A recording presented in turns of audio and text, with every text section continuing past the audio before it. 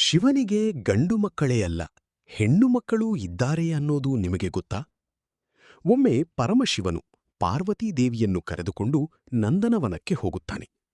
ಅಲ್ಲಿ ಪಾರ್ವತೀದೇವಿ ಒಂದು ಅದ್ಭುತವಾದ ಮರವನ್ನು ನೋಡಿ ಮಂತ್ರಮುಗ್ಧಳಾಗುತ್ತಾಳೆ. ಆ ಮರವೇ ಕಲ್ಪವೃಕ್ಷ. ಮನಸ್ಸಿನಲ್ಲಿ ಕೀಳಿದ ಯಾವ ಆಸೆಯನ್ನಾದರೂ ನೆರವೇರಿಸುವ ದಿವ್ಯ ಮರ. ಒಂದು ದಿನ ಪರಮೇಶ್ವರನು ಹೊರಗೆ ಹೋಗಿದ್ದಾಗ ಪಾರ್ವತೀದೇವಿ ಒಂಟಿಯಾಗಿರುತ್ತಾಳೆ. ಆಗ ಅವಳು ಕಲ್ಪವೃಕ್ಷದ ಕೆಳಗೆ ಕುಳಿತು ನನಗೆ ಒಂದು ಹೆಣ್ಣು ಮಗು ಬೇಕು ಎಂದು ಮನಸಾರೆ ಬೇಡಿಕೊಳ್ಳುತ್ತಾಳೆ. ಅವಳ ಭಕ್ತಿ ಮತ್ತು ಆಸೆಗೆ ಮೆಚ್ಚಿದ ಕಲ್ಪವೃಕ್ಷದ ಅನುಗ್ರಹದಿಂದ ಪಾರ್ವತೀದೇವಿಗೆ ಒಂದು ಸುಂದರ ಹೆಣ್ಣು ಮಗು ಜನ್ಮ ತಾಳುತ್ತದೆ. ಶಿವನು ಇಲ್ಲದ ಸಮಯದಲ್ಲಿ ತನ್ನ ದುಃಖವನ್ನು ಶೋಕವನ್ನು ದೂರ ಮಾಡಿದ್ದರಿಂದ ಅಶೋಕ, ಅಪಾರವಾದ ಸೌಂದರ್ಯದಿಂದ ಕಂಗೊಳಿಸಿದ್ದರಿಂದ ಸುಂದರಿ. ಹೀಗೆ ಅವಳಿಗೆ ಅಶೋಕ ಸುಂದರಿ ಎಂದು ಹೆಸರಿಡುತ್ತಾರೆ.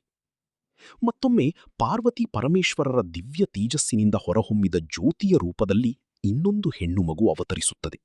ಅವಳಿ ಜ್ಯೋತಿದೇವಿ. ಉತ್ತರ ಭಾರತದಲ್ಲಿ ಜ್ವಾಲಾಮುಖಿ ದೇವಿಯಾಗಿ ಭಕ್ತಿಯಿಂದ ಪೂಜಿಸಲಾಗುತ್ತದೆ.